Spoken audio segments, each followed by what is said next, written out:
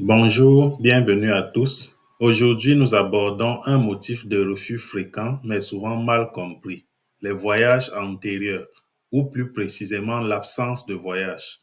Certains candidats se voient refuser un visa parce qu'ils n'ont jamais quitté leur pays ou parce que leurs anciens séjours soulèvent des questions. Pourtant, cela ne veut pas dire qu'ils sont de mauvais candidats.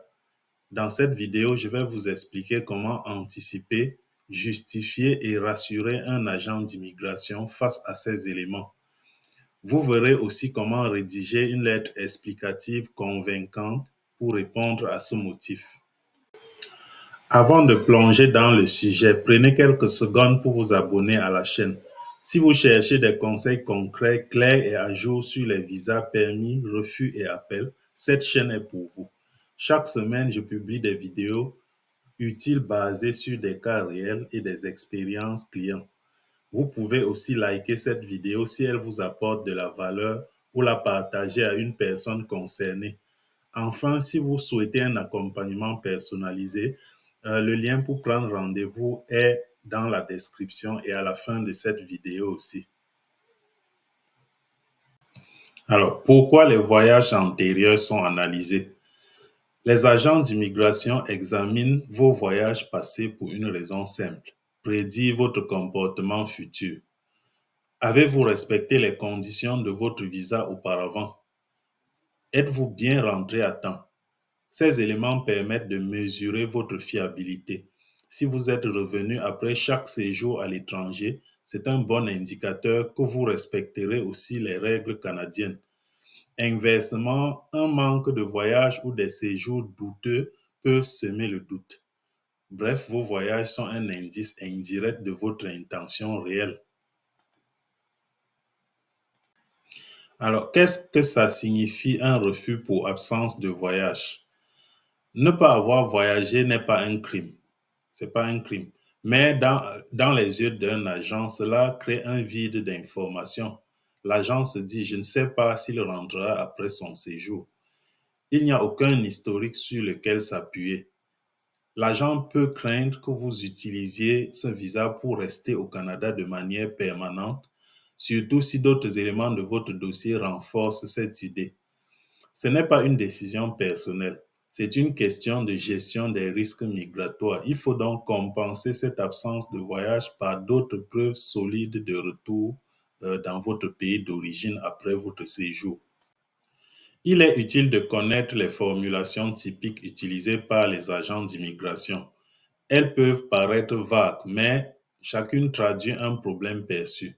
Par exemple, absence d'antécédents de voyage veut dire que l'agent ne sait pas comment vous vous comportez à l'étranger. Intention d'immigrer reflète un doute sur le caractère temporaire de votre séjour. L'objectif est de déchiffrer ces phrases pour y répondre efficacement dans votre prochain dossier ou votre prochaine demande. Une fois que vous comprenez ce que ces mots cachent, vous pouvez préparer une réponse ciblée. Si vous n'avez jamais voyagé, il faut rassurer l'agent autrement. Commencez par expliquer clairement la raison de votre voyage. Tourisme, visite familiale, conférence et d'autres raisons. Ensuite, montrez que vous avez de solides attaches dans votre pays. Par exemple, un travail, des études en cours, des biens, de la famille que vous avez laissé derrière. Et incluez une lettre explicative bien structurée qui insiste sur la durée courte du séjour et votre volonté de respecter les règles. Mentionnez vos obligations au pays après le voyage. Plus vous donnez à l'agent des éléments concrets qui prouvent votre retour volontaire, plus vous le mettez en confiance. Si vous avez déjà voyagé, même brièvement, utilisez-le à votre avantage. Joignez les anciens visas, tampons, billets d'avion ou autres preuves d'entrée et de sortie. Expliquez ce que vous avez fait et surtout que vous êtes rentré dans les délais prévus. Si vous avez fait plusieurs séjours de courte durée, montrez la régularité et le respect des conditions. Cela renforce votre crédibilité. Même un ou deux voyages bien présentés peuvent faire pencher la balance en votre faveur. Le but est de démontrer votre bon historique migratoire. Si vous avez eu des problèmes dans le passé, ne les cachez surtout pas. L'honnêteté est toujours préférable. Expliquez brièvement ce qui s'est passé, ce que vous avez appris de cette expérience et pourquoi la situation ne se reproduira pas. Mentionnez les mesures prises depuis pour régulariser votre parcours. Fournissez des preuves concrètes que vous êtes aujourd'hui en règle et que vous avez un projet clair, limité dans le temps. Une explication honnête, cohérente et assumée peut atténuer considérablement un dossier fragile. L'absence de voyage peut être compensée par d'autres éléments solides. Mettez en avant votre situation professionnelle, familiale, sociale, etc. Avez-vous un emploi stable? Avez-vous des études en cours, des enfants ou parents à charge? Proposez une preuve claire de retour. Par exemple, un congé approuvé, une attestation de reprise de poste, une lettre de votre université. Chaque pièce sert à montrer que vous avez tout intérêt à rentrer. Plus vous démontrez vos attaches durables dans votre pays, plus vous contrebalancez l'absence d'historique de voyage. Tout votre dossier doit parler d'une seule voix.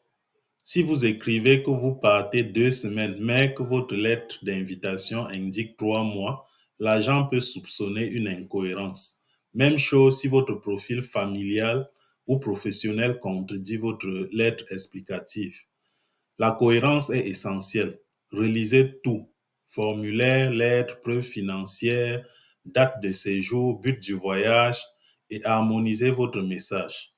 Un agent qui sent la confusion ou des contradictions dans votre dossier risque de pencher vers le refus, même en l'absence d'éléments problématiques majeurs. Votre lettre explicative est l'outil le plus stratégique de votre demande. Elle doit être claire, bien structurée et surtout personnalisée. Évitez les modèles génériques de lettres. Expliquez calmement votre parcours, vos intentions et les garanties de retour. Ne répétez pas les formulaires. Ajoutez une dimension humaine. Répondez aux craintes potentielles de l'agent sur l'absence de voyage, par exemple, sur les manques d'attache, sur votre profil atypique. Et une bonne lettre peut transformer une demande faible en demande acceptable. Elle montre votre sérieux, votre préparation et votre volonté de respecter les règles. Certaines erreurs peuvent entraîner un refus immédiat. Mentir sur vos antécédents de voyage, fournir de faux documents ou des lettres d'invitation douteuses est une grave erreur. Même si cela vous semble anodin, les agents ont accès à des bases de données et les incohérences ressortent vite. De plus, un faux document peut entraîner une interdiction du territoire pour 5 ans. Évitez aussi les documents vagues ou non datés. Tout ce que vous fournissez doit être traçable, vérifiable et cohérent, authentique. En immigration, l'honnêteté, la clarté et la précision sont vos meilleurs alliés. Un consultant réglementé en immigration canadienne comme moi peut réellement faire la différence dans votre dossier. Il connaît les motifs de refus fréquents, les attentes des agents, les stratégies à adopter pour maximiser vos chances.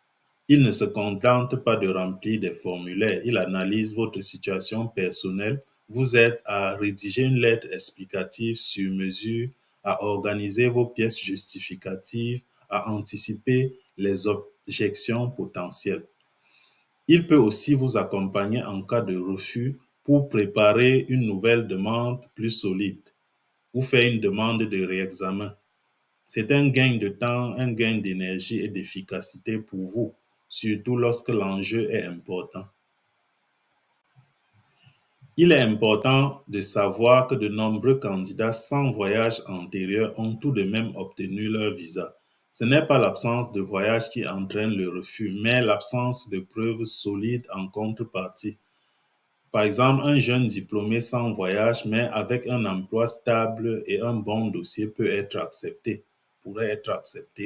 Une femme au foyer sans antécédent de séjour, mais ayant des enfants à charge et un mari au pays également pourrait être acceptée. Ces exemples montrent que chaque profil est unique et que bien préparé, même un dossier fragile peut réussir.